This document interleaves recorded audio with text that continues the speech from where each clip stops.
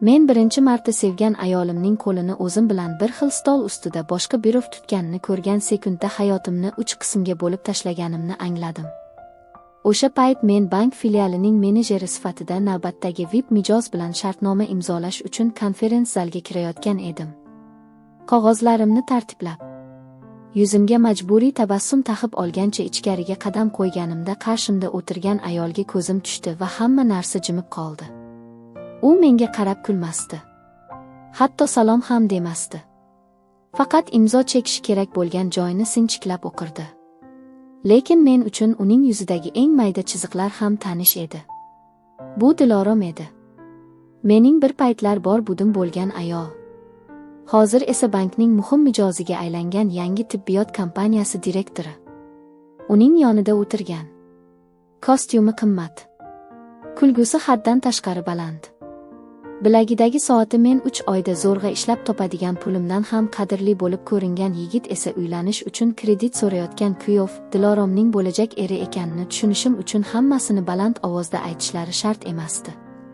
Men uni 3 yil izlagan edim. U 3 yil davomida menga bir marta ham yozmadi. Men u haqida barcha ma'lumotni tasodif tufayli mana shu stol atrofida kredit hujjatlarini ko'zdan kechirayotganimda bildim. Va o'sha ondayoq bir paytlar o'zim yaratgan jarohatni yana o'zimning qo'lim bilan yirtib tashlashga tayyor ekanimni his qildim. Men hikoyani boshidan aytmasam, tayyorlab qo'yilgan hujjatlardagi sovuq raqamlar ortida qanday qon, qanday afsus yotganini tushuntirib bo'lmaydi. Men Kamolman. 33 yoshdaman. Toshkentdagi xususiy bank filialida kredit bo'limining menejeriman. Qog'ozlar, foizlar, muddatlar orasida yashayman. Lekin aslida men raqamlarni emas, odamlarning qo'rquvini va umidini ko'raman. Har bir qarzdorning ko'zida 3 ta narsa bor: qo'rquv, iltimos va o'zini oqlash. Men bundan oldin boshqa bo'lganman. Bir paytlar men bemorlarga qaraganman. Ularning ichiga dori yuborganman. Yurak urishini tinglaganman. Men aslida shifokor bo'lishim kerak edi. Otam xohishi shunday bo'lgan. U yurak xirurgi edi. Odamlar jonini qutqarar. Men esa bolaligimdan uning oq xalatiga havas bilan qarardim. Oq xalat degani men uchun bolaligimda mukammal otalik timsoli edi. Lekin o'sha oq xalat ortida yashirin yoriqlar borligini keyin tushundim. Otam biz bilan emas, operatsiya zali bilan yashardi. Onam har kuni stolga ovqat qo'yardi. Otam esa ko'pincha kechikib kelardi. Ba'zan butunlay kelmasdi. Men o'sha paytlarda onamning ko'zidagi bo'shliqni, kechikib kelgan paytda hech narsa demay kulib qo'yishini, ertalab stolni yig'ishtirayotganda sekin bir narsa pichirlab yig'lab olishini ko'rganman. Men bolaligimda katta bo'lsam, onamga o'xshagan ayolni hech qachon shunday kutishiga majbur qilmayman, deb o'zimga va'da bergan edim. Men tibbiyot institutiga kirganimda otam ko'zida faxr uchqunini ko'rganman. U mendan o'zi kabi mukammal shifokor chiqishini kutgan edi. Lekin men o'sha paytda bir narsani tushunmagan ekanman: o'zimni kimga aylantirishni tanlash vaqtida o'zimni yo'qotib qo'yish qanchalik oson ekanini. Birinchi kurslar yaxshi o'tdi. Men o'qib, ishladim. Otamga ko'rsatishga loyiq bo'lishga harakat qildim. Dilorom bilan tanishganim ham o'sha yillarga to'g'ri keladi. U tibbiyot institutiga emas, jurnalistika fakultetiga kirgan edi. Lekin universitetlar yonma-yon joylashgani uchun kutubxonada ko'p uchrardik. U qizil sharfini bo'yniga shunchaki tashlab olardi. Sochlarini doim bir tomonga yig'ib qo'yar. Kulganda chap yonoqidagi mayda chuqurcha paydo bo'lardi. Men uni birinchi ko'rganimda, bu qiz hayotni kuchliroq his qiladi, degan fikr miyamdan o'tib ketgan. Dilorom odamlarning hikoyalarini yig'ishga qiziqardi. U har bir insonning ichida yashirin roman bor, derdi. Men esa har dangal yurakning ichida yashirin dard bor, deb javob berardim. Biz bir-birimizni topgan edik. Dilorom bilan munosabatimiz sekin va tabiiy boshlangan. U mendan farqli o'laroq shoshmasdi. Har bir hisni oxirigacha yashash kerak, derdi. Biz yosh edik. Pulimiz kam edi. Lekin bu bizga xalaqit bermasdi. U tushga yaqin menga yozardi: "Bugun sen bilan boshlangan kartoshka palov retsepti ustida ishlayman", deb. Kechqurun men uni institut oldidagi eski skameykada kutardim. U kelib, bugun bir ayol bilan suhbatlashdim. Eri qamoqda. O'zi 2 bolasi bilan yashaydi. Lekin ko'zida qandaydir nur bor edi, deb hikoya qilib berardi. Men esa unga darsdagi murakkab kasalliklarni tushuntirardim. U mening shifokor bo'lishimga ishongan. Bu ishni men uchun emas, bemorlar uchun muqaddas deb bilardi. Muammo birinchi marta otam jonlantirish bo'limida vafot etgan paytda boshlandi. U bilan so'nggi marta gaplashganimda ish haqidagi oddiy gaplar bo'lgan. Biz hech qanday katta sirlar haqida so'zlashmagan edik. U yuragi to'xtagan bemorni qutqarish paytida o'zi yurak xurujiga uchragan, deyishdi. Men dafn marosimida bir bolaning ko'zidagi zurriyot merosini ko'rdim, mas'uliyat va ayb. Men o'sha paytda endi u yo'q, endi hamma narsa meniki, deb o'yladim. Bu fikrni Dilorom bilan bo'lishmaganman. Men o'z ichimda yengishga harakat qildim. Lekin otam vafotidan keyin hayotda bitta so'z kattalashib ketdi: kerak. Oq o'qish kerak. Pul topish kerak. Katta odam bo'lish kerak. Oilani qutqarish kerak. Men o'zimni shu kerak degan so'zga qurbon qila boshladim. Tibbiyot institutining 3-kursida men birdan to'xtadim. Bu qaror na o'qituvchilar, na onam, na Dilorom uchun tushunarli edi. Men bir kechada yo'limni o'zgartirdim, operatsiya zallaridan bank zallariga. Otamning eski tanishi meni moliyaviy kompaniyaga yordamchi bo'lib ishga taklif etdi. U yerda men birinchi marta kreditorlar va qarzdorlar degan so'zlarni eshitdim. Qog'ozlarda hammasi juda sodda: foiz, muddat, talablari. Ish haqim tibbiyot institutidagi talabalar uchun orzu qilingan darajada edi. Men o'qishni tashlab, bu ishga to'liq o'tish haqida o'ylay boshladim. Sen odamlarni davolashing kerak, Kamo, degan otam ovozi ichimda qattiq jaranglab turardi. Lekin boshqa tomondan men onamning oshxonadagi eski stolini, yirtilgan pardalarni, kreditda olingan eski muzlatgichni ko'rardim. Oq xalat seni baxtli qila oladimi? Deganday bir ichki savol meni teshardi. Men o'sha savolga javob topmoqchi bo'lib, mutlaqo boshqa yo'lni tanladim. Dilorom bu qarordan dahshatga tushdi. Mening hayotimdagi birinchi katta xato otamning orzusini sotib yuvgan qaror bo'lsa, ikkinchi kattasi Diloromning menga bo'lgan ishonchini astalik bilan o'ldirish bo'ldi. Men bankka to'liq o'tib, ikkinchi filial ochilishida qatnashganimda ish haqim keskin ko'tarildi. Bizga xizmat mashinalari berishdi. Yangi kostyumlarga buyurtma berildi. Men birinchi katta bonusimni olayotganimda, endi biz o'z uyimizni olamiz. Onamni ko'chadan olib kirib, qulay hayotga chiqaramiz, deb o'yladim. Men bu haqqoniy niyat deb hisoblar edim. Dilorom esa faqat bir savol berdi: sen bemorlarga ko'z tikib qarashni endi qachon xohlaysan? Men javob topmadim. Qog'ozlar, raqamlar va bonuslar uning savolini shovqinda yo'qotib, meni vaqtincha tinchlantirdi. Biz uncha katta bo'lmagan, lekin toza va yorug' bir kvartirani kreditga oldik. Men ish bilan band edim. Onam uy va o'zi uchun ovora. Dilorom esa kichik tibbiyot mavzularida radioda eshittirishlar olib borardi. Bu orada u jurnalistikadan tibbiy hikoyalar yo'nalishiga o'tdi. Shifokorlar bilan intervyu olib, bemorlar haqida maqolalar yozardi. U har kuni odamlarning dardini eshitardi. Men esa har kuni odamlarning moliyaviy muammosini eshitardim. U bemorlar uchun ketma-ket dori rejalarini tahlil qilardi. Men esa mijozlar uchun foiz stavkalarini.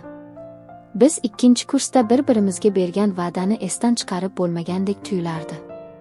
Lekin aslida men shartlar ro'yxatiga o'xshab ketayotgan hayotimizda sevgi uchun bo'sh joy qisqarib borayotganini sezmay qo'ydim. Dilorom birinchi marta bugun bir akusher bilan gaplashdim. U ayollarning qo'rquvi haqida ajoyib gap aytdi, deb hikoya qilayotganida men telefonimga kelgan yangi kredit so'roviga tikilib, ha, ajoyib ekan, deb qo'ya qoldim. U meni sinchiklab kuzatdi. Lekin hech narsa demadi. U, sen meni eshitmayapsan, demadi. U hamkorlikni tanladi, menga moslashdi. Menga vaqt topishga harakat qildi. Kechqurun birga film ko'rishni taklif qilib, agar charchagan bo'lsang, ertaga ham bo'ladi, derdi. Men odatdagi bir gapni o'zim uchun normal holga aylantirib olgan edim. Keyinchalik bizning munosabatimizning asosiy kasaliga aylandi. Bugun kechki ovqatga birga o'tiraylikmi? Keyinroq. Hisobotlar bor. Onangning tug'ilgan kuniga ertaroq boramizmi? Keyinroq. Majlis uzun bo'ladi. Bir haftaga dam olishga chiqamizmi? Keyinroq. Yangi rejalar bor. Dilorom menga bir voqeani hikoya qilgan edi. Men uni unutmoqchi bo'ldim. Lekin u ichimga o'rnashib qoldi. Qari bemor ayol bo'lgan. Operatsiya oldidan shifokorga, faqat qo'lingizni iliqligini eslab qolishni xohlayman, degan. Pul, lavozim, obro' hech narsa emas. Ba'zan odamga faqat bir iliq qo'l kerak bo'ladi, deb aytgan edi u. Men o'sha payt kulib, biz ham odamlarning qo'liga iliq pul beramiz, deb hazillashganman. U kulmagan. U faqat menga bir muddat qarab turib, keyin mavzuni o'zgartirgan. Bizning aloqamiz asta-sekin qog'ozsimon bo'lib qoldi, hujjatga o'xshash. Muzdek. Rasmiy. Men u bilan ko'proq kreditlar, raqamlar, onamning salomatligi haqida gaplashardim. U esa o'z hikoyalarini qisqartiradigan bo'ldi. Uning ichki dunyosi men uchun tobora begona bo'lib borardi. Lekin men buni sezishdan ko'ra, bitta qo'shimcha qarzdorni hal qilishni muhimroq deb bildim. Bir safar u menga, Kamol, men seni juda yaxshi ko'raman. Lekin ba'zan mening hislarim sen uchun ortiqcha yuk bo'lib ko'rinayotganini sezaman, dedi. Men bu gapni og'ir vazifa deb qabul qildim. Hozir ishlarim ko'p. Sen ham bularni bilasan. Biroz sabr qil, dedim. U boshini qimirlatib qo'ydi. Bu bosh qimirlatish ichida qanchalik ko'p narsa borligini men keyin tushundim. U o'sha paytda sening sabring mening ichimdagi e'tiborsizlikni kuchaytirmoqda, demoqchi bo'lgan edi. Lekin tiliga keltirmadi. Biz aro muntazam janjallashgan emasmiz. Bu eng katta muammo edi. Ovoz yo'q, janjal yo'q. Faqat sekin sovish bor. Jarlik shivirlab ochiladi. Qichqirmaydi. Bir kuni men kech soat 11larda uyga kelganimda, kvartira g'ayrioddiy tartibli va jim edi. Stol ustiga chiroyli dasturxon yozilgan. Chiroqlar yoniq. Oshxonadan nozik taom hidi kelardi. Dilorom stol yonida o'tirgan ekan. U oq ko'ylakda. Sochlari taralgan. Yuzida tabiiyligini yo'qotgan tabassum bor edi. Bugun qanday kun ekanini bilasanmi? Dedi u. Men jahl bilan, charchagan ohangda, bugun ham navbatdagi og'ir kun. Men juda charchadim, dedim. U kulimsirab, bugun sen 30 yoshga kirding. Tug'ilgan kuning bilan. Men senga 1 yil davomida yiqqan kichik sovg'a tayyorlagan edim, dedi. Uning ovozi juda sokin edi. Men stolga qaradim. U yerda kichkina qutilar, ichida esa turli bemorlardan kelgan yozma minnatdorchilik xatlari. U ularni 1 yil davomida to'plab, men uchun albom qilgan edi. Har bir xatni bir shifokor imzolagan. Lekin nega bu xatlar men uchun sovg'a ekanini tushunish uchun u menga bir og'iz izoh berdi. Men seni shifokor sifatida ko'rishni juda xohlagan edim. Bu gapni eshitib, men g'azab bilan reaksiyaga kirdim. Yana o'sha gapmi? Menga bu ishni doimo eslatishingdan charchadim. Men bankda yomon ishlamayapman. Onamni ta'minlayapman. O'zimni yomon ko'ryapsanmi? Dedim. U jim bo'lib qoldi. U janjal qilmadi. Faqat albomni sekin stol chetiga surdi. Men sening hozirgi hayotingni ham hurmat qilaman. Men faqat sen bilan o'sha eski orzularimizni eslatmoqchi edim. Men seni boshqa odamga aylantirmoqchi emasdim. Faqat sening ichingdagi eski kamolni yo'qotib qo'yganimdan cho'chiyapman, dedi. Men o'sha kechada uzatib qo'ygan orzular bo'lishi mumkin. Bu normal, deb o'zimni oqladim. Men hatto kechirim so'ramadim. Uning ko'nglini ovutish o'rniga televizor yoqib, telefonimni qo'lga oldim. U uyquga ketdi. Men hisobotlarni ko'rishda davom etdim. 2 oy o'tgach, men ertalab uyg'ongan paytimda stol ustida kichkina bir xat topdim. Unda shunday yozilgan edi: men seni hech qachon yomon ko'rmaganman. Kamol, men faqat sen menga qaraganda boshqa hayotni sevib qolganingni tan olishga majbur bo'ldim. O'zimni bu yangi hayotga qo'sholmayapman. Menda faqat eski ko'zlarim bor. Meni izlama. Men sen sevgan bank yo'lida sen bilan raqobatlasholmayman. O'zingni ehtiyot qil. Men bu xatni o'qib bo'lib, avval kulib yuborganman. Birga kichik tavallud dramasi. Yana jahl. Yana ko'ngli sovish. Baribir qaytadi, deb o'yladim. Men onamni ishga ketish paytida ko'rib, kulib Dilorom biroz arazlabdi. Keyin keladi, dedim. Onam menga hayrat bilan qaradi, lekin hech narsa demadi. Bir hafta o'tdi. Diloromdan xabar bo'lmadi. Men telefoniga qo'ng'iroq qildim. Abonent tarmoqdan tashqarida degan avtomat ovoz javob berdi. Men uning onasi bilan bog'lanmoqchi bo'ldim. U menga sovuq ohangda: qizim boshqa shaharga ketdi. Joyini aytmaslikni so'radi. Sen uni ish bilan emas, e'tiborsizlik bilan ozod qilding. Endi sening hayotingda uning o'rni yo'q, dedi. Men bu gaplarni emotsional teatr deb qabul qildim. Ichimda, albatta, bir og'riq bor edi. Lekin men uni bank bonuslari bilan yuvmoqchi bo'ldim. Har safar ko'nglim bo'shab ketganida ishga yanada ko'proq sho'ng'idim. Va men shunda bir narsani sezdiki, samaradorligim oshib bordi. Filial obro'siga ega bo'ldi. Men yuqori lavozimga ko'tarildim. Men 3 yil davomida raqamlar o'yini ichida yashadim. Dilorom haqida ma'lumot topishga 1-2 marta harakat qildim. U ishlagan radiostansiyaga telefon qildim. U yerda u katta tibbiyot kompaniyasiga pir bo'yicha mutaxassis bo'lib o'tdi, deyishdi. Men ishdan bo'shab, u yerga borishga niyat qildim. Lekin har safar bir narsa to'sib qo'yardi. Har safar yo'l bo'yidagi bank reklama plakatlari menga katta kreditlar, katta hayot deb qichqirardi. Men o'sha plakatlarga ishonib ketdim. Bu 3 yil ichida men ko'p narsani bildim. Otamning eski hamkasblari felcherlar umumiy yig'ilishlarda unga bo'lgan hurmat haqida gapirishardi. Bemorlar, sizning otangiz menga umr berdi, deb izohlar yozib qoldirishardi. Men esa ular bilan birga yig'la olmadim. Men faqat stol ustidagi kalkulyatorga qarardim. Bu kalkulyator mening yangi hayotimning markaziga aylangan edi. Dilorom bilan mana shu konferens zalda uchrashganimiz o'sha 3 yillik muloqotsizlikdan keyingi birinchi uchrashuv edi. Men bankning VIP mijozlar bo'limiga o'tganimdan keyin bizga kelayotgan yirik shartnoma laboratoriya tahlil xizmatlari uchun kredit liniyasi bo'yicha katta kelishuv edi. Men, albatta, bu shartnomani o'zimga olishni xohladim. Shu bilan filial reytingini ko'tarish, yuqori boshliq ko'ziga tushish mumkin edi. Shartnoma taraflari ro'yxatiga qarab, kompaniya direktori ismini ko'rdim: Dilorom Karimova. Miyamda bir lahzada 3 yil avval stol ustida qoldirib ketilgan xat, eski skameykalar, radioda uning ovozini eshitgan kechalar gavdalandi.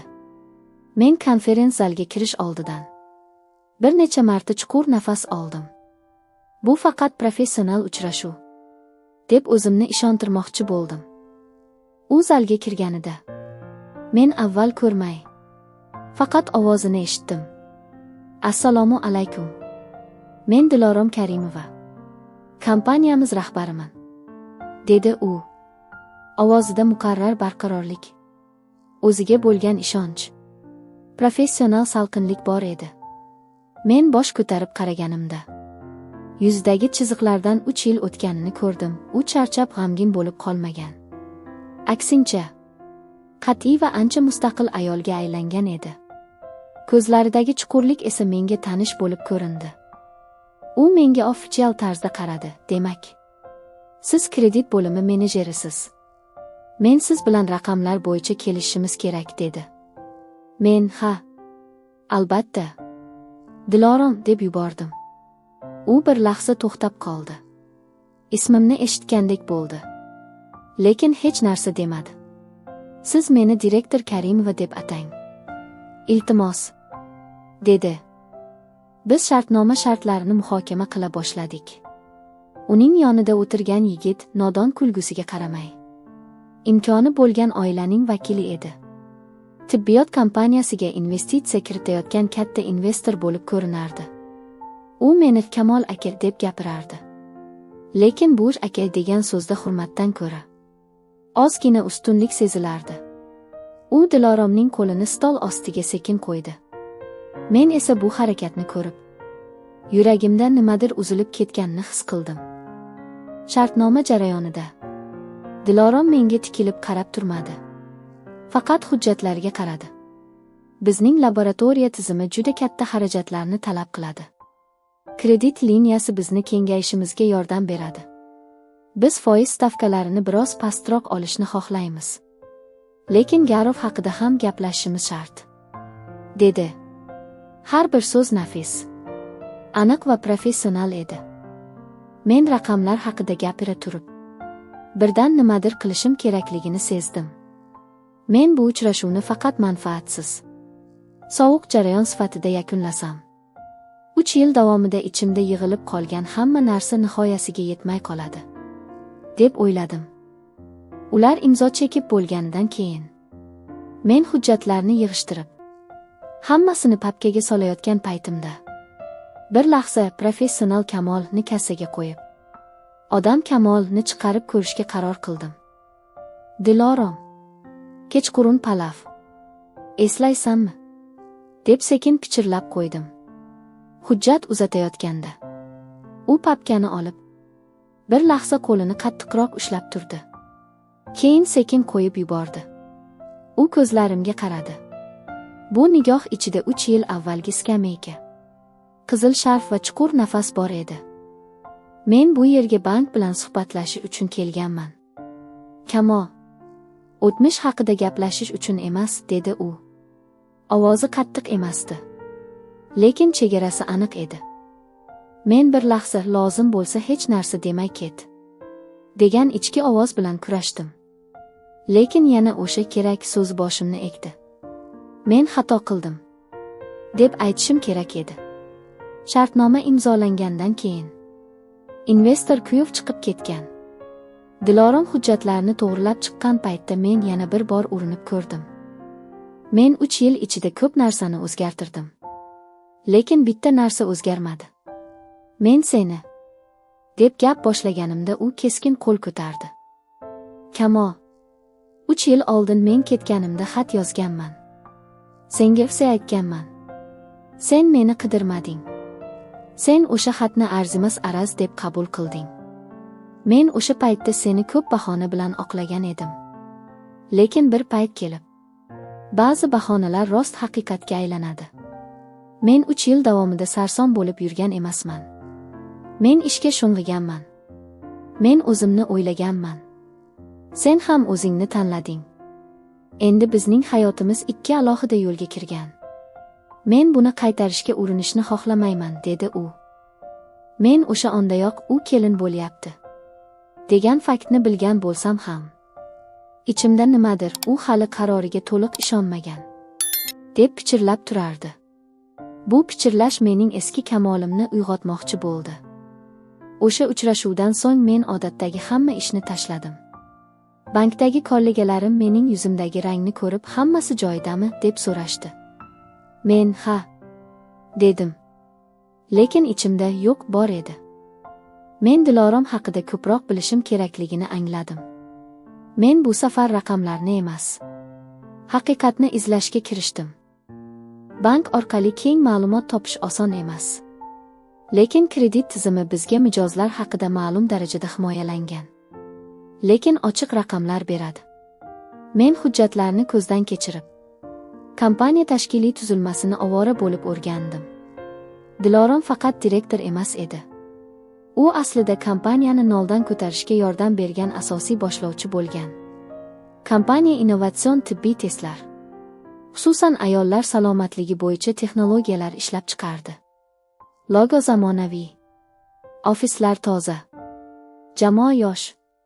U o'z ichidagi har bir inson roman degan gapni endi bemorlarning laboratoriya natijalariga qarab tahlil qilish orqali davom ettirayotgan edi. Investor Kuyov haqida esa men alohida ma'lumot topdim. U ham doktor emas edi. U moliyachi edi. U katta kapitalga ega oiladan chiqqan. Uyushgan tarmoq orqali turli kompaniyalarga sarmoya kiritgan. Uning nomi mansabda baland turardi, u raqamni sevardi. Men o'sha raqamlarning ortida qanday odam yotganini bilmoqchi bo'ldim. Bankdagi bir hamkorim orqali u bilan boshqa kredit muhokamasiga tushgan. Investor haqida ichki pichir-pichirlar bor edi. U pul bilan odamni ko'taradi va tushiradi. Uning oldingi ikki munosabati haqida yolg'on gaplar emas, hujjatlar bor edi. Avval ham bir ayol bilan hamkorlikda kompaniya ochgan. Keyin u kompaniya muvaffaqiyatga erishgan paytda yigit hamkorini chetga surib, uni faqat formal nomga aylantirgan. Ichki qarorlar va daromaddan ayollarni chetga chiqargan. Eng dahshatlisi, qari radiotanishim menga bir voqeani aytdi. Bir vaqtlar tibbiy mavzularda ishlagan boshqa bir jurnalist qiz bo'lgan.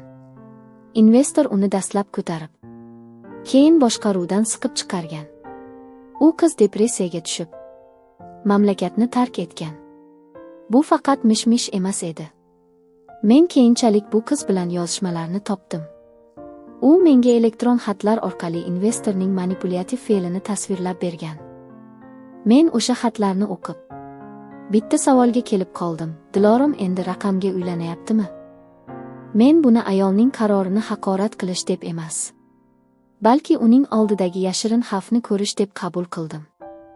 Axir men bir paytlar otamning ishini tashlab ketganimda, Dilorom men uchun birinchi bo'lib sen bemorlarni qoldirding degan edi.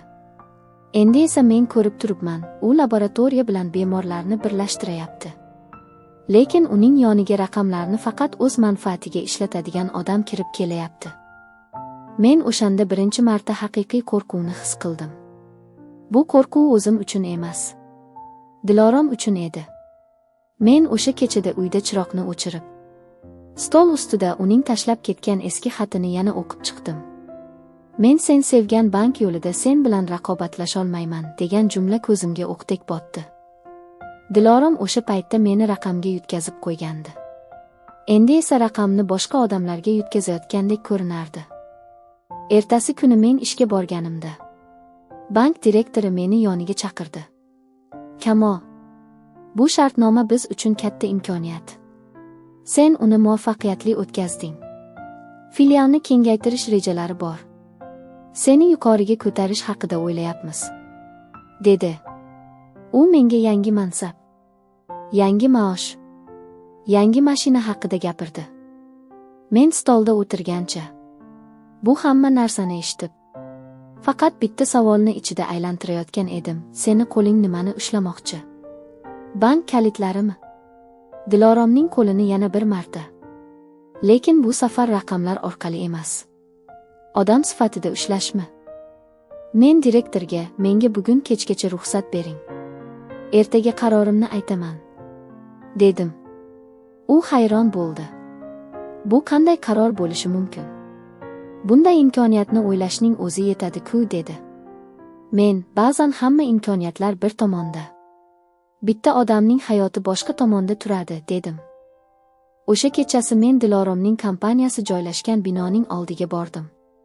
Uchrashuvni so'rash uchun emas, balki panjara ortidan uning hayotini ichki tomondan ko'rish uchun. Binoning pastki qavatida xodimlar chiqib kirishardi. U esa kechqurunga qadar direktor kabinetida hujjatlar bilan band edi. Men pastda, qorong'i burchakda, kutilmagan, lekin muqarrar qaror yozdim. Men bankni tark etaman. Men otamning oq xalatiga qaytmayman. Lekin uning ma'nosiga qaytaman, odam hayoti raqam emas. Erta tongda bank direktori kabinetiga kirib, men ishdan bo'shash arizamni stol ustiga qo'ydim. Sen aqldan ozganmisan? Dedi u. Bu mansab uchun qancha odam urushmoqda? Mening hayotim har bir foizdan emas. Bir konkret qarordan iborat. Men bir paytlar bitta ayolni e'tiborsiz qoldirib, uni yo'qotdim. Endi men yana bitta ayolni raqam ichida yo'qotish uchun bu lavozimni saqlab qololmayman, dedim. Direktor kulib yubordi. Bu romantika. Bu hayot emas, dedi. Hayot romantikasiz ham bor.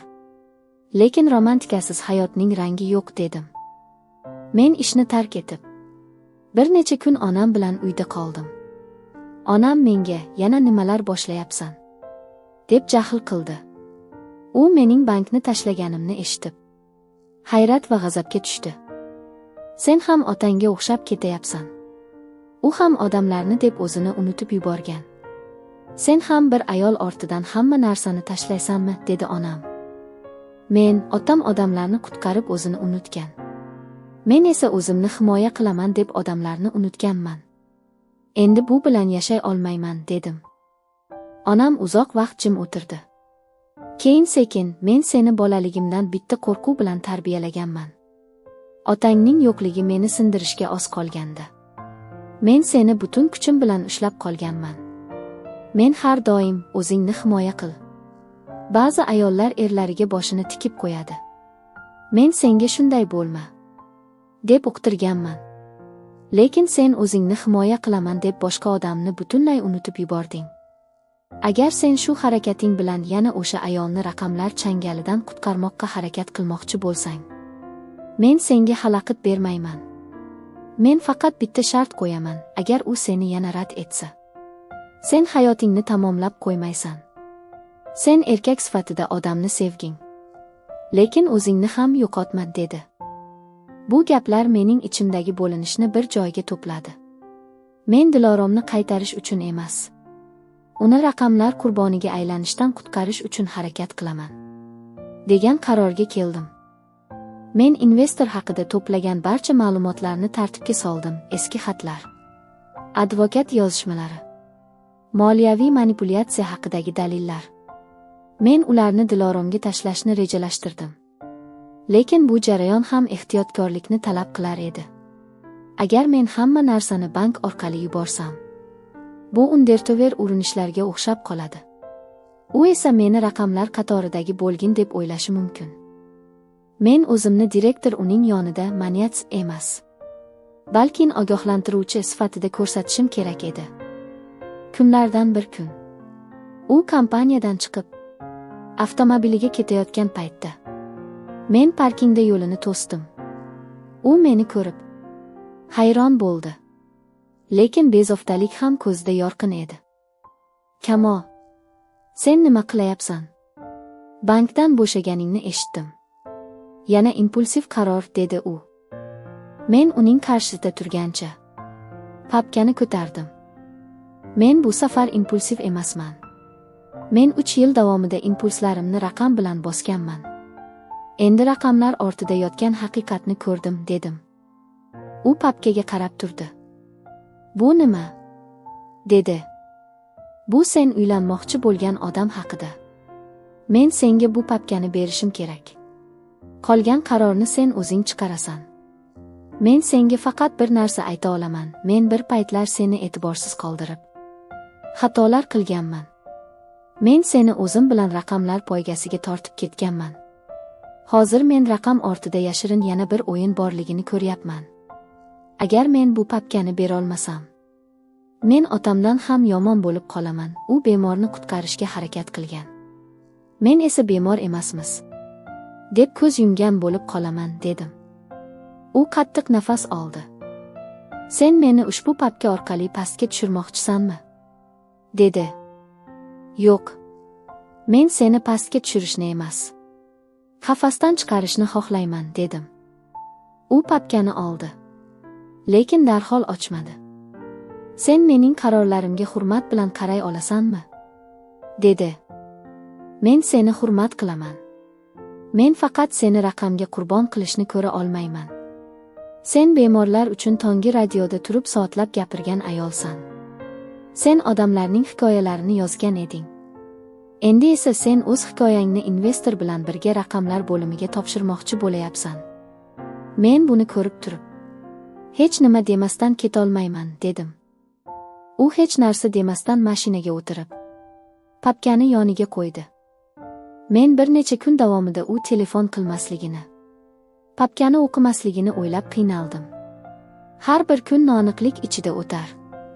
Men o'zimni u mening hayotimga qaytadimi degan savol bilan qiynashdan tiyilar edim. Faqat u haqiqatni ko'rib, qaror chiqaradimi degan savolga javob kutardim. Oradan bir hafta o'tgach, kechqurun telefonim jiringladi. Bu notanish raqam edi. Men ko'tardim. Kamo, biz gaplashishimiz kerak, dedi tanish. Lekin endi yarim o'zgarib ketgan ovoz. Bu Dilorom edi. U uchrashuvni shaharning chetida, eski bog' yoqasida so'radi. Biz bir qachonlar u yerda kitob o'qigan. Keyin birga kartoshka palov pishirishni o'ylab reja tuzgan edik. Endi u yerga kechqurun, chiroqlar kam, sovuq shamol esib turgan paytda bordim. U skameykada o'tirgan ekan. Papka yonida yopiq holatda turardi. Men yoniga o'tirganimda u sekin: "Men bularni o'qidim. Men oldin ham investor haqida bir ikki mish-mish eshitgan edim. Men buning ortida manyak bor deb o'ylamagandim", dedi. Men uning yuziga qaradim. Ko'zlari qizarib ketgan, lablari qattiq siqilgan edi. "Sen bu ma'lumotni qayerdan olding?" dedi u. Men bankda ishlaganimda ko'p raqam ko'rdim. Ba'zi raqamlar ortida odamlarga zarar yetkazuvchi tizimlar bor. Men advokatlar orqali hamma narsani tekshirdim. Men buni to'g'ri deb o'yladim, dedim. U chuqur nafas oldi. Men bir paytlar seni o'qishni tashlaganing uchun ayblab, o'zimcha senga oq xalatni majburlamoqchi bo'lganman. Men o'zimni ham xatolarga yo'l qo'yganimni ko'ryapman. Men sening bankdagi yo'lingni hurmat qilmaganman. Men seni faqat o'z tasavvurimdagi shifokorga aylantirishga harakat qilganman. Bu ham noto'g'ri, dedi. Men ovozim titrab, biz ikkovimiz ham bir-birimizni noto'g'ri chizganmiz. Sen meni shifokorga aylantirmoqchi bo'lding. Men seni raqamlar orasida yo'qotdim. Lekin hozir men boshqa narsa uchun bu yerda turibman. Men seni investor bilan bo'ladigan shartnomadan qutqarishni xohlayman. Sen unga ha deysanmi? Yo'qmi? Bu sening qaroring. Lekin sen qaroringni to'liq ma'lumot asosida chiqarishing kerak, dedim. U menga tikilib qaradi. Investor bugun bilan ertaga meni tanlashni kutyapti. U meni hayotini birga o'zgartirishga undayapti. U menga katta tibbiyot markazlari ochishni va'da bermoqda. Men buni oldin o'z vazifam deb bilganman. Men bemorlarga kengroq yordam berish uchun unga ha deyishni rejalashtirgan edim, dedi. Endi-chi? Dedim. Endi men bilaman, u bemorlarni raqam sifatida ko'radi. U investitsiyani odamlar uchun emas, o'z portfeli uchun kiritadi. U mening inqilobimni ham o'zining marketing va profit gaplari bilan o'rashi mumkin, dedi u. U qog'ozni ochib, investor bilan oldingi hamkorlar o'rtasidagi shartnomalarni ko'rsatdi. Bu shartnomalarda ham bir xil pattern bor, boshida erkinlik va hamkorlik. Keyin nazoratning keskin o'sishi. Ayollar unga bo'ysunishga majbur bo'lishi. Keyin shikoyatlar. Lekin ularga quloq solinmaydi, dedi. Men jim edim. Men bu papkani o'qib bo'lganimdan keyin bir necha kechani uxlamay o'tkazdim. Men endi nimani tanlashim kerakligini o'yladim. Agar men investor bilan hayot qurib, uni o'zgartira olaman deb o'ylasam, bu ham o'ziga xos nafs bo'ladi. Men odamni o'zgartirish uchun emas, o'zimni xotirjam qilish uchun bunday qaror qabul qilardim, dedi. Sen nima qilding? Dedim. Men bugun u bilan uchrashdim. Men unga, men hamkorlikni faqat bemorlar uchun qilsam, siz buni qabul qilasizmi, deb so'radim. U menga, biz biznesmiz. Bemorlar ham biznesning bir qismi, dedi. Men o'sha lahzada hammasini tushundim. Men bugun uning taklifini rad etdim. Men kompaniyamni kichikroq, lekin halolroq saqlashga qaror qildim, dedi u. Men yuragimda nimadir yengillashganini his qildim. Sen bu qarorni men uchun qabul qildingmi? deb qo'rqib so'radim. Yo'q. Men bu qarorni o'zim uchun qabul qildim. Lekin sen bergan papka meni ko'rishim kerak bo'lgan haqiqatga majburladi, dedi u.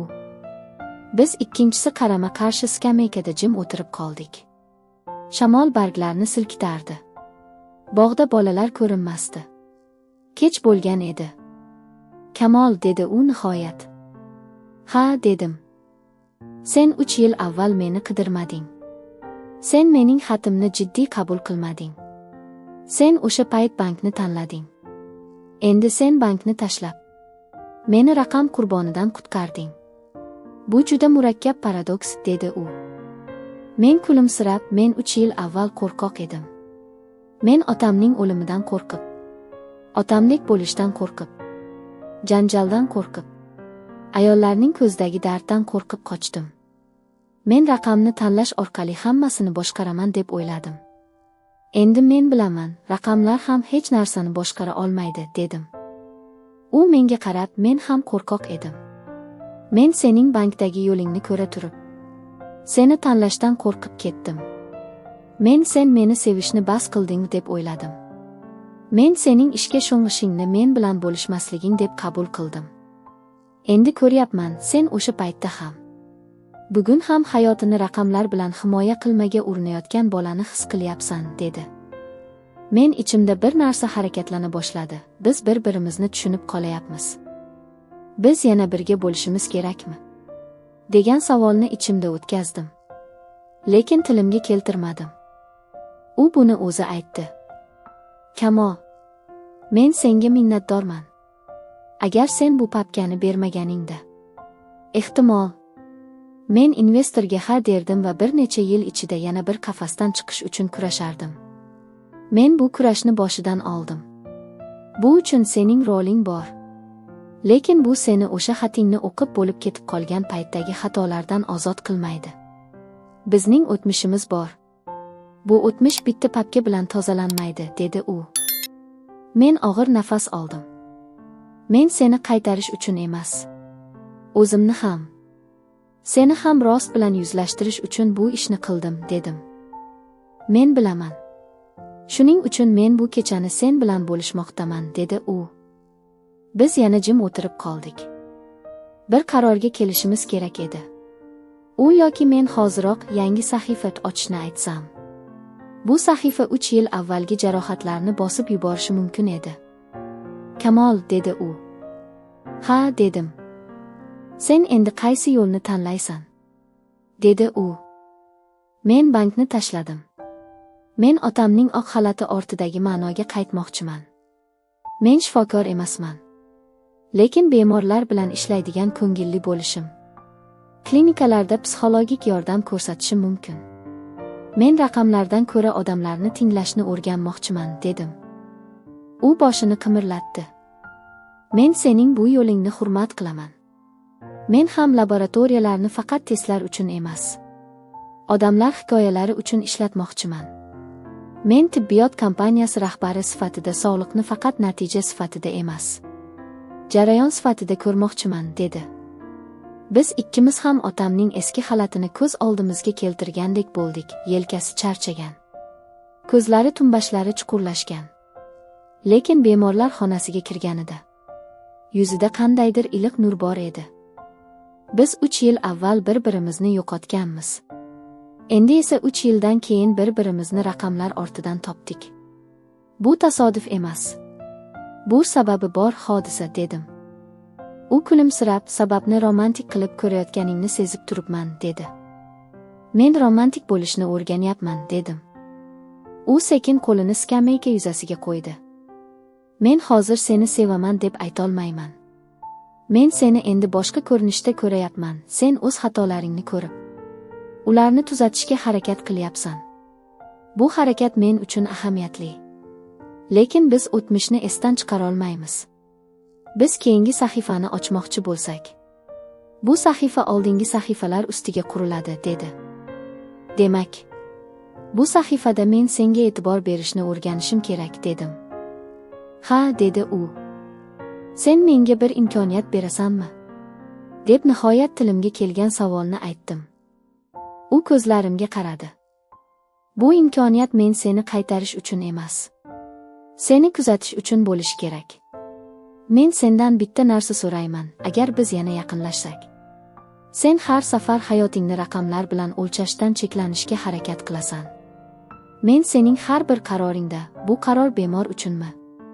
Sevgimiz uchunmi? Onang uchunmi yoki sening qo'rquving uchunmi? Deb so'rayman. Sen bu savollarga javob berishga tayyormisan, dedi. Men tayyorman, dedim. Ovozim ichimdagi qo'rquv bilan birga titrardi. U sekin jilmaydi. Men bugun hech qanday katta romantik sahna qila olmayman. Men bugun senga sevaman demayman. Men faqat bitta narsa deya olaman. Men sening yoningda yana bir oz yurib ko'rmoqchiman. Agar bu yo'l bizni yana bir jarlikka olib borsa, biz bu safar jarlikni oldindan ko'rishimiz mumkin, dedi. Bu gaplar men kutgan har emas edi. Lekin bu men umid qilgan yo'q ham emasdi. Bu men uchun eng real, eng qadrli javob edi, ehtiyotkor, lekin ochiq. Biz bog'dan chiqib, shahar chiroqlariga qarab yurganimizda, u bir necha qadamdan keyin to'xtab, qo'lini mening qo'limga sekin tegizdi. Bu to'liq ushlash emasdi. Bu tekshirish edi. Men uzoq yillar davomida raqamlarga bog'lab qo'ygan qo'lim endi inson qo'liga qanday javob berishga sinov. Men qo'limni sekin ushladim. Uning qo'lini qattiq tortmadim. Biz boshidan boshlamaymiz. Biz davomidan boshlaymiz, dedi u. Men ichimda otamga qarab, men bir paytlar sizning yo'lingizdan qochdim. Endi esa siz o'rgatgan bir narsa, odamning hayoti raqam emas, degan fikrga qaytdim. Meni kechir deb pichirlab qo'ydim. Biz bir necha oy davomida asta-sekin yaqinlashdik. Men bankdan chiqqanimdan keyin kichik klinikada ko'ngilli sifatida ishlay boshladim. Bemorlar navbatida turib, ularning dardini tingladim. Ularning kredit muammolarini ham eshitdim. Lekin endi ularga foiz emas, farzandlariga qanday tushuntirish haqida maslahat berdim. Dilorom laboratoriyalarda ishlayotgan xodimlar uchun ichki seminarlar o'tkazdi. U bemorlarni faqat natija sifatida ko'rmaslikni, ularning ruhiy holatini inobatga olishni o'rgatdi. Biz ba'zi seminarlarni birga olib bordik. Men moliyaviy stress haqida gapirardim. U esa sog'liq va qo'rquv haqida. Bu jarayon ichida biz o'tmishni ham muhokama qildik. U bir kechasi men xatimni stol ustiga qo'yib ketganimda, sen uni jiddiy qabul qilmasligingni bilganman. Men seni tanigan edim. Men o'zimni o'sha paytda himoya qilish uchun ketdim. Men bugun ham o'sha ketish qarorini yomon deb o'ylamayman. Agar men ketmagan bo'lsam, bugun biz bu yerda bunday gaplasha olmasdik, dedi. Men unga, men ham 3 yil avval seni qidirmagan qarorimni endi yomon deb o'ylamayman. Agar men seni qidirib topganimda, seni raqamlar ichiga yana tortib ketgan bo'lardim. Men o'sha paytda ham qo'rquvdan qochganim to'g'ri bo'lgan. Faqat usul noto'g'ri edi, dedim. Biz bir-birimizning xatolarini romantik rang bilan bekitib qo'ymadik. Biz ularni real nomlari bilan aytdik: e'tiborsizlik, qo'rquv, ambitsiya. 1 yil o'tgach, men onamga borib, unga men bir ayol bilan yana yurayapman, dedim. Onam menga uzun qaradi. Lablari titradi. Bu o'sha qizmi? dedi. Ha, dedim. Onam ko'zdagi qo'rquvni yashirishga harakat qildi. Men seni boshqa qiz bilan tasavvur qila olmayman. Men seni har doim o'sha qiz bilan ko'rganman. Lekin men faqat bitta narsa so'rayman. Agar bu safar ham raqamlar paydo bo'lsa, sen qaysi tarafni tanlaysan, dedi. Men raqamlarni odamlarning hayotiga xizmat qildirsam, qabul qilaman. Agar raqamlar odamlarni essa, men ularni tashlayman, dedim. Onam sekin, sen otangdan farqli odamsan. U bemorlarni deb o'zi o'ldi. Sen esa bemorlarni deb o'zingni o'zgartiryapsan. Men seni kechirishni o'rganaman, dedi. Bu so'zlar ichimdagi eng katta tugunni bo'shatdi. Otamning noaniq ko'lankasidan chiqib, o'zim bo'lish imkoniyati. Bir kuni Dilorom laboratoriya oldidagi maydonda turib, menga bir qog'oz ko'rsatdi. Bu bizning kompaniyamizga kelgan yangi taklif. Biz bemorlarning ruhiy holatini o'rganish bo'yicha loyiha boshlamoqchimiz. Sen bizga shu bo'yicha mustaqil ekspert sifatida qo'shilasanmi, dedi. Men qog'ozga qarab turib kulimsirdim. Demak, men tibbiyotga qaytmasdan turib, tibbiyotga qaytyapman, dedim. Sen bemorlarning bankdagi kredit qiyinchiliklari va ruhiy holatini birga tahlil qilasan. Bu bizning laboratoriyamiz uchun kerak, dedi u. Bu loyiha bizni yanada birga bog'lab qo'ydi. Biz ishda hamkor, hayotda esa ehtiyotkor, lekin bir-birini his qiladigan ikki odamga aylandik. Va nihoyat, bir kechasi, laboratoriya ichida tun ovqatini birga yeyotganda, u sekin, "Kamol", dedi. "Ha", dedim. "Men endi seni sevaman", dedi. Bu so'zni 3 yil avval ham eshitganman. Lekin o'sha paytdagi mazmuni bilan bugungi mazmuni farqli edi. O'sha paytda u mening shifokor bo'lishimni sevgan. Bugun esa mening odam bo'lishimni sevdi. Men bu so'z bilan nima qilishimni bilmay, sekin, "Men seni 3 yil avval ham sevgan edim. Bugun ham sevaman. Faqat endi seni raqamlar bilan emas, qarorlarim bilan sevmoqchiman", dedim. U qo'lini mening qo'limga qo'ydi. Bu safar tekshirish emas, tanlash edi. Biz turmush qurish haqida tezda qaror chiqarmadik. Biz bu yo'lni asta-sekin tanladik. Onamni, Diloromning onasini, laboratoriya jamoasini, bemorlarni, bankdagi eski hamkorlarni ham bu yo'lga qo'shdik. Men hayotiy final haqida o'ylaganda, bitta savol qayta-qayta keladi: nima yo'qoldi? Nima qoldi? Biz bir-birimizdan 3 yil yo'qotdik. Biz otamning oq xalati yo'qotdik. Biz bankdagi yuqori mansabni yo'qotdik. Biz raqamlar ortida yashirin o'zini oqlash komfortini yo'qotdik. Biz nimani oldik? Biz bir-birimizga haqiqatni aytish jasoratini oldik. Biz bemorlarning kredit dardi va sog'liq qo'rquvini bir stol ustida tahlil qilish imkoniyatini oldik. Biz sevgi va mas'uliyat o'rtasidagi nozik chiziqni ko'rish san'atini oldik. Men otamning surati oldida turib, unga, "Men siz kabi operatsiya stolida turmayman. Men siz kabi bemorning ko'kragini ochmayman. Lekin men siz o'rgatgan bitta narsa, odam hayoti raqam emas", degan fikrni o'zimning yo'lim bilan davom ettiryapman. Men sevgan ayolni raqamlar qurboniga aylantirmadim. Men o'zimni ham raqamlar qurboniga aylantirmadim, deb pichirlab qo'ydim. Bu hikoya "biz baxtli yashadik" degan juda oddiy jumla bilan tugashi kerak emas. Biz baxtli bo'lishni o'rganayapmiz. Har bir kunimizda kredit so'ramagan bemor ham, laboratoriya natijasidan qo'rqayotgan ayol ham, otasining o'limidan qo'rqayotgan bola ham bor. Biz ularning ko'ziga qaraymiz. Men ularning ko'zida bir vaqtlar onamning ko'zidagi bo'shliqni, Diloromning xatidagi og'riqni, investorning qarorlaridagi sovuqlikni ko'raman. Men har safar qaror qabul qiladigan bo'lsam, birinchi bo'lib Diloromning qo'liga qarayman. U qo'limni qattiq ushlab turadimi yo bo'shlatadimi? Bundan so'ng raqamga qarayman. Raqam men uchun endi asbob, sevgi esa mezon. Shuning uchun ham, agar bir kun laboratoriya devoridagi soatga qarab turib, bemorlardan biri "Siz bizga nima bera olasiz?" deb so'rasa, men unga, "Men sizga foiz stavkasini emas, sizni tinglash uchun vaqt bera olaman. Men sizni raqam sifatida emas, hikoya sifatida ko'raman", deyman. Va bu paytda birinchi kursdagi eski Kamol, oq xalatli otam, qizil sharfli Dilorom, bank filtridagi Kamol, skameykadagi kechalar hammasi bir yo'lga birlashadi.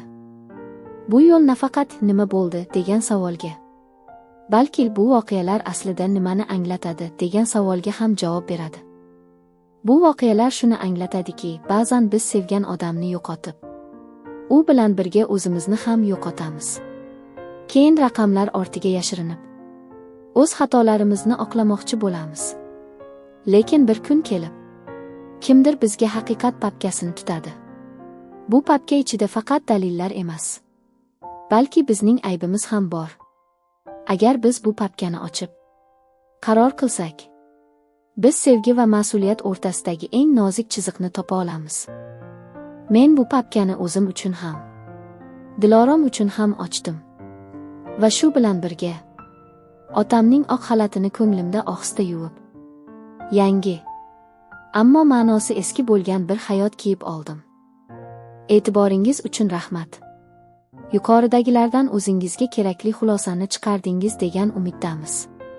Tutash taqdirlar kanaliga obuna bo'lishni va qo'ng'iroqchani bosib qo'yishni unutmang. Keyingi hikoyalarda ko'rishguncha sog' bo'ling.